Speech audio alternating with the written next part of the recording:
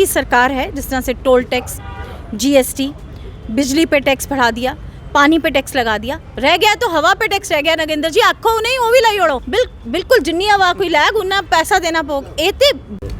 नमस्कार, मक्की टाइम्स में आपका स्वागत है। मैं हूं नागेंद्र जम्वाल। बर्निंग टॉपिक एक ही है, प्रॉपर्टी टैक्स।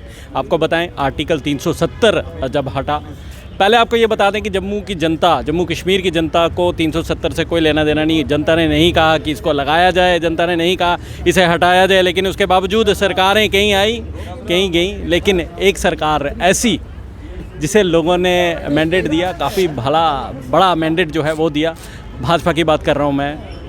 उसके बाद जब वो सत्ता में आते हैं, क्या केंद्र में क्या जम्मू कश्मीर में, यहाँ पर एक गिफ्ट जो है वो जम्मू कश्मीर की जनता को दिया जाता है 370 हटाने का। और उसके बाद स्टेट से डिमोशन करके यूटी बना दिया। आज मेरे साथ प्रॉपर्टी टैक्स के मुद्दे पे बातचीत करने के लिए जुड़ चुके हैं आप, यानी कि आम आदमी पार्टी की महिला अध्यक्ष एवं स्पोक्स पर्सन नर्मदा शर्मा जी। इनसे बातचीत करते हैं और जानते हैं। पहले तो आपका स्वागत है जी। धन्यवाद। मैं आपसे ये जानना चाहता हूँ कि प्रॉपर्टी टैक्स ये पहले भी हुआ करता था, लेकिन अब प्रॉपर्टी टैक्स लगाने के बाद इतना हल्ला गुल्ला क्यों? देखिए नगेंद्र जी, मैं आपसे ये कहना चाहती हूँ कि 30 दशकों से जो जम्मू कश्मीर ने सहा है, वो पूरे देश के किसी और राज्य ने वैसा आतंक का दौर नहीं देखा और ना झेला है। जिस पीड़ा और दर्द से मेरा यहाँ का बच्चा, मेरे यहाँ के बुज़ुर्ग, मेरे यहाँ की महिलाएं गुजरी हैं, वो दौर सिर्फ जम्मू कश्मीर का जो बाशिंदा है वही बता सकता है। सबसे पहले तो 2019 में जब इन्होंने हमारा यहाँ से हमें 370 तोड़ी और हमारे विभाजन कर दिया हमारी स्टेट का, और हमें यूटी बना दिया गया। पहली बात तो जम्मू कश्मीर के लोगों ने कभी डिमांड नहीं की थी कि हमें आप यूनियन टेरिटरी बना दीजिए।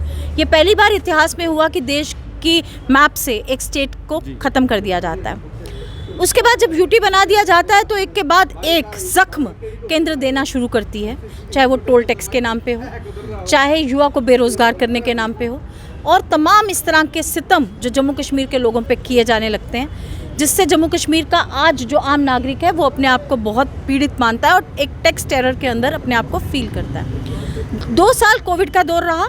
जिस तरह की परिस्थितियां जम्मू कश्मीर में, क्योंकि यहाँ लोगों के पास वैसे साधन नहीं थे, सबके पास उस तरह से नौकरियां नहीं थी कि वो गुजर बसर कर सकते। बहुत सारे डेली वेजर्स हैं जो कहीं चाय बेच के कोई किसी तरह से अपना जीवन यापन करता था, अपने परिवार को पालता था। हमें लगता था कि जम्मू कश्मीर को एक स्पेशल स्टेट मानते हुए, स्पेशल यूटी मानते हुए केंद्र को इकोनॉमिक पैकेज देगा। नहीं, उसके बाद जिस तरह से टैक्सों की भरमार और जिस तरह से गोरे अंग्रेज कहते थे कि दमड़ी भी उतार लेंगे, चमड़ी भी उतार लेंगे, लेकिन दमड़ी नहीं छोड़ेंगे। उससे पहले जजिया लगाया करते थे।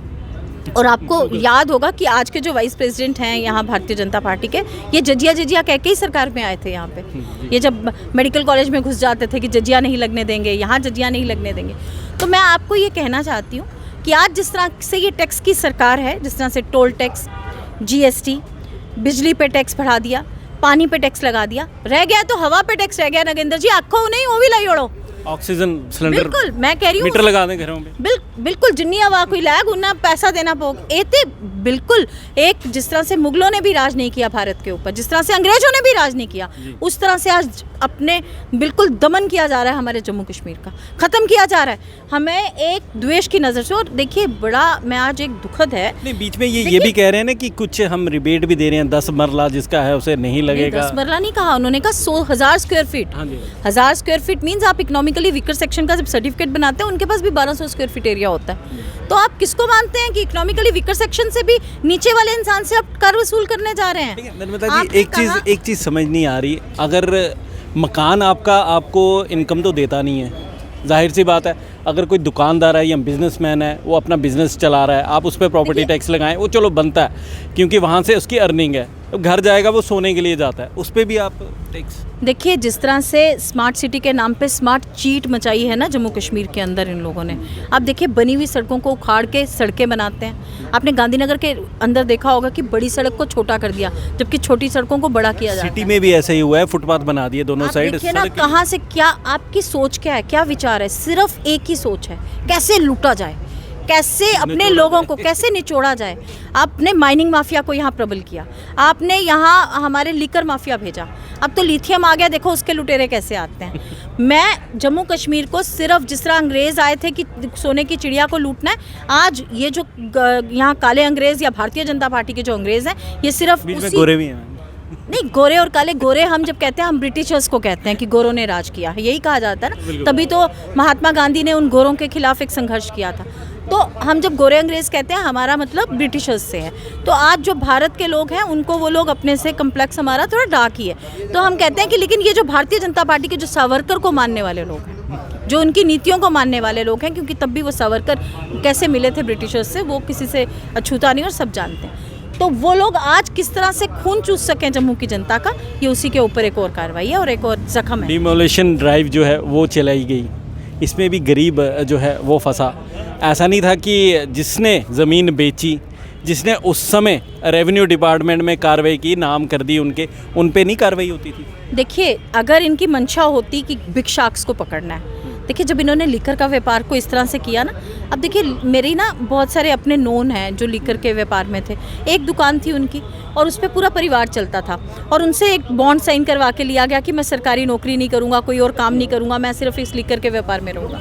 आज जब उनसे लीकर का व्यापार छीन लिया गया, क्या सोचा उस इंसान के बारे में और दिया किसको?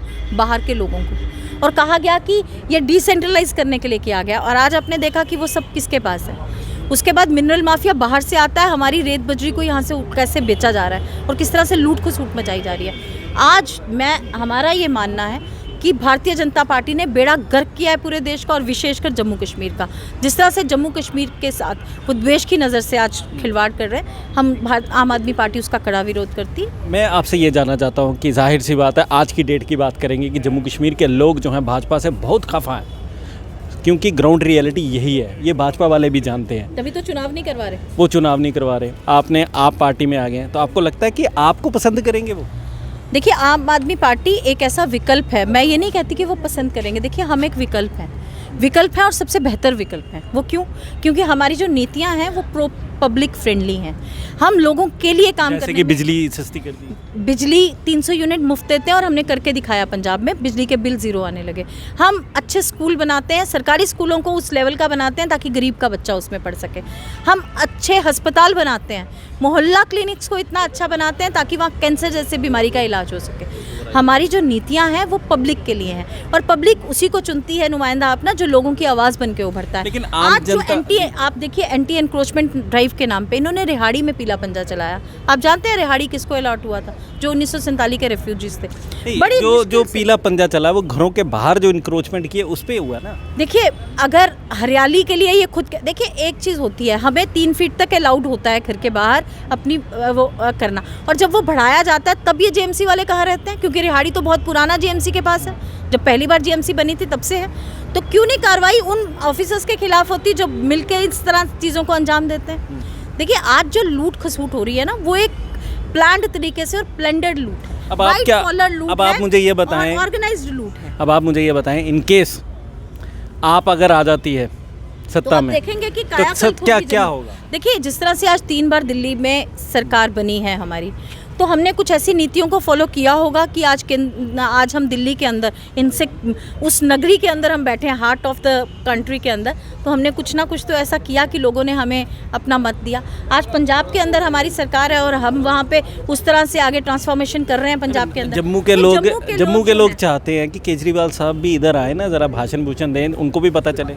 आएंगे, बिल्कुल आएंगे। करें। देखिए, हम वादा नहीं करते हैं, हम वादे पे पूरा उतरते हैं और खरा उतरने का काम करते हैं। ऐसा तो नहीं है उनको लग रहा है कि आपका अभी यहाँ पर जो शिकंजा है वो कम है, इसलिए नहीं आ रहे? देखिए मैं जम्वाल साहब, हाँ, मैं जम्वाल साहब आपसे ये कहना चाहती हूँ, आपका कब्जा लोगों की, मैं आपको बताऊँ, आज देखिए हम लोग ग्राउंड रियलिटी वाले लोग हैं, हम आम कार्यकर्ता हैं और आम लोगों से जुड़ी हुई बात करते हैं। जब हम लोगों के पास जाते हैं ना, अगर केजरीवाल साहब नहीं भी पहुंचे ना, तो हमसे पहले उनकी नीतियां पहुंच चुके हैं वहाँ। आज ज़माना है सोशल मीडिया का, आज आपके माध्यम से, किसी और माध्यम से मुझसे ज़्यादा उनको नीतियां पता है। वो कहते हैं वहाँ पे अगर किसी का एक्सीडेंट हो जाता है, मैडम उधर लोग की चुकी है उसी अस्पताल लेंदे कि 1000 रुपया मिलता हो नहीं जरा ले जाता, तो उनको नीतियाँ ज़्यादा हैं, तो प्रभावित कर रही हैं। आज जिस तरह से आपने देखिए, केजरीवाल साहब यहाँ ज़रूर आएंगे, लेकिन केंद्र जिस तरह से हमारी यूनिट को तंग कर रहा है दिल्ली के अंदर, कभी ईडी जिस तरह से वेपनाइज किया उन्होंने सारी चीज़ों को, थोड़ा सा मुश्किल है। क्योंकि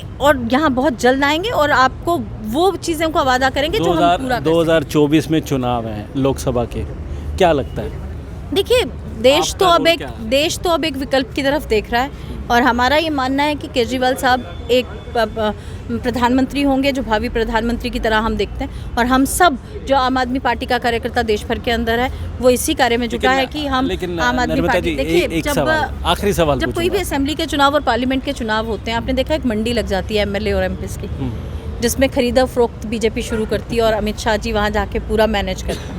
लेकिन आज भी वो आम आदमी पार्टी के चाहे 2 ही एमएलए गोवा में हो खरीद नहीं पाए, तो ये अपने आप में एक जवाब है। मैं आपसे ये जानना चाहता हूँ कि जम्मू की जनता की बात करूँगा, 1000 गालियाँ गलौच वो भाजपा को करेंगे, लेकिन एंड में वोट वो उन्हीं को करेंगे। ऐसा नहीं है। अभी 2014 में पहली बार दिया था और मुझे लगता है आखिरी बार ये बहुमत मिला है, क्योंकि देखिए मुझे बताइए, आप जो लोग आज जवाब नहीं दे पा रहे, कल वो रविंदर रैना जी के पीछे मीडिया घूम रहा था, वही रविंदर रैना जी जो एक मौका नहीं छोड़ते हैं मीडिया से बात करने का, कल वो चुप स्कॉर्पियो में बैठे हैं।